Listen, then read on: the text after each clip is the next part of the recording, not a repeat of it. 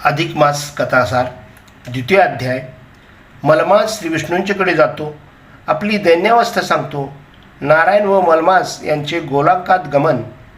तर अशा प्रकारे हा अध्याय सुरू करतोय।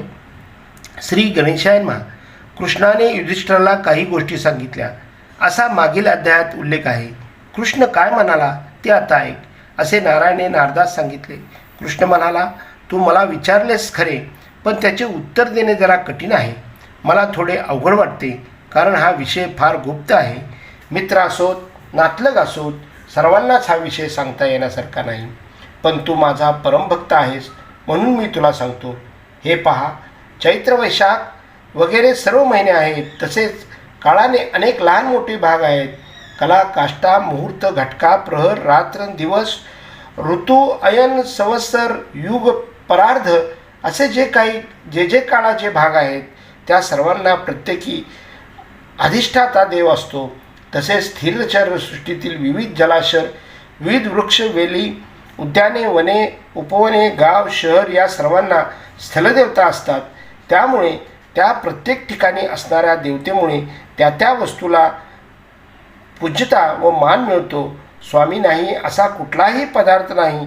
त्या देवता उत्तम फल देतात, पण ज्यावेळी अधिक मास उत्तम झाला त्या महिन्यात सूर्याची गती मोजत नाही, म्हणून इतर सर्वजण त्या महिन्याची मलिन मास किंवा मलमास म्हणून चेष्टा करू लागले, म्हणून तो निंद्य ठरला। शुभ कार्याला लोकांनी त्याला वर्ज केला, त्याला जगाचा मळ म्हटले। अधिक महिन्याला ह्यामुळे फार दुःख झाले, त्याला कुणी सहाय्यक नव्हता, तो हवालदिन झाला। हाय हाय, मी आता कुणाचे पाय धरू, अशा त्या चित्ताग्रस्त अधिक महत्वाला मूर्छा आली। जरा वेळाने तो शुद्धीवर आला, विचार करू लागला, त्याच्यावर हरीची कृपाच झाली, म्हणून त्याला सुचले। अशा त्या चित्ताग्रस्त अधिक महिन्याला मूर्छा आली, जरा वेळाने तो शुद्धीवर आला, विचार करू लागला, त्याच्यावर हरीची कृपाच झाली, म्हणून त्याला सुचले, आपण हरीला शरण जावे। युधिष्ठिरा, मी विष्णू रूपाने वैकुंठाला राहतो, तेथे तो अधिक मास आला। मी रत्नखचित सिंहासनावर बसलो होतो। माझे दर्शन घेताच तो माझ्या पाया पडला, दोन्ही हात जोडून उभा राहिला, थरथर कापत व अश्रुढाळीत तो मला म्हणाला, हे देवा, तू जगाचा नाथ आहेस, मी पामर अनाथ आहे, तू माझे रक्षण का करीत नाहीस? तू करुणेचा मेघ आहेस, मग माझी अपेक्षा का करतोयस? मी निराश्रित आहे, मला कुणी स्वामी नाही, म्हणून सर्वांनी मला मलमास असे नाव ठेवले आहे आणि माझा धिक्कार केला आहे। माझी दुर्दशा झाली आहे, तू दयाळू आहेस, मग तू कठोर का झालास? गजेंद्राने स्वराने हाक मारल्या, तेव्हा तो त्वरेने जाऊन त्याचे रक्षण केलेस, मग माझे रक्षण का करीत नाहीस? त्यावर विष्णूने त्याचे सांत्वन केले, हे वैकुंठ आहे, इथे शोकाचे काय काम?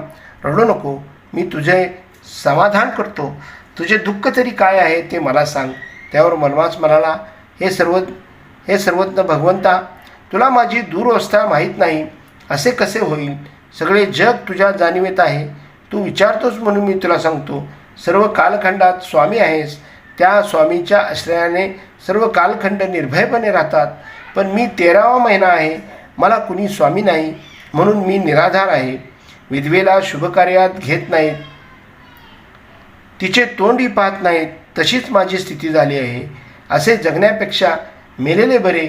ज्याचे सर्वांग जळत आहे, त्याला झोप कशी येईल, एवढेच मला सांगायचे आहे।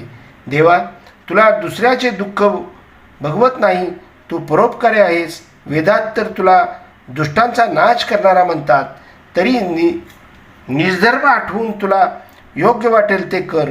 देवाला पुन्हा पुन्हा काय सांगावे, असे म्हणता मलमास तिथे मूर्छित पडला। विष्णूला दया आली, त्याने गरुडाला खुणावून मलमासाला शुद्धीवर आणण्यास सांगितले। गरुडाने त्याला आपल्या पंखाने हळूवार वारा घातला, मलमास शुद्धीवर आला व विष्णूस म्हणाला, काहीतरी करा व मला दुःखातून बाहेर काढा। विष्णू त्याला म्हणतात, होय, मी चतुर्भुज विष्णू आहे, पण तुझे हे काम गोलोकात राहणारा श्रीकृष्ण जो माझा अवतार आहे तोच करीन। तो 2 हाताचा देव आहे, पण मी देवात श्रेष्ठ आहे. त्याला प्रत्यक्ष पाहिल्यावर तुझे समाधान होईल. त्याला पुरुषोत्तम असे नाव आहे. आपण दोघे ते गोलोकात जाऊ आणि तुला त्या गोलोकाची थोडी कल्पना देतो, असे म्हणून विष्णूने प्रथम ब्रह्मांडातील कैलास, वैकुंठ व इतर लोकांची माहिती दिली. श्रीकृष्णाने ती सविस्तर माहिती युधिष्ठिरास सांगितली. तो पुढे म्हणाला, विष्णूने सांगितलेले वर्णन ऐक. त्या गोलोकात मध्यवर्ती अशी एक ज्योत आहे. त्या ज्योतीच्या मध्यभागी किशोर वयाचा अतिशय सुंदर असा श्रीकृष्ण विराजमान आहे. इंदीवर कमळासारखा त्याचा श्यामल वर्णन आहे. नेत्राच्या कोणांना लाल पाकळ्याच्या कमळाची शोभा आहे. त्याचे मुखकमल शरद ऋतूतील पूर्ण चंद्रासारखे दिसते. धनुष्यासारख्या भुवया आहेत. मस्तकावर रक्तकंचित मुकुट आहे. कानामध्ये सुंदर कुंडले आहेत. श्रीवत्स मनाचा दागिना वृक्षावर शोभत आहे. हातात सुंदर कंठी, कंठात कौस्तुभमणी, गुडघ्यापर्यंत लोंबणारी वनमाळा, भाळावर कस्तुरीचा टिळा असा तो श्रीकृष्ण लखलखीत सोन्यासारखा पितांबर नेसून आहे. कमरेभोवती मेखला आहे. त्याचे दोन्ही भुज निलवर्ण शोभत आहेत. त्यांच्या हातात मुरली आहे, ते सुद्धा रत्नजडित आहेत. तो सर्व सौंदर्याचे निधान आहे. रत्नाच्या सिंहासनावर तो बसला आहे.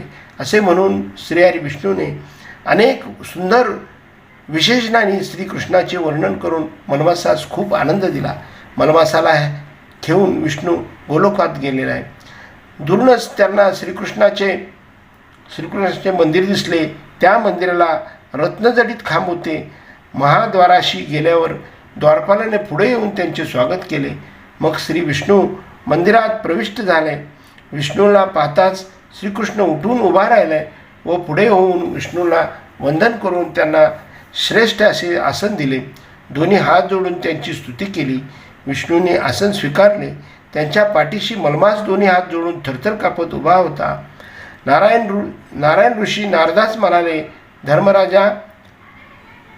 धर्मराजा श्रीकृष्णाने असे सर्व वर्णन करून सांगितलेले आहे.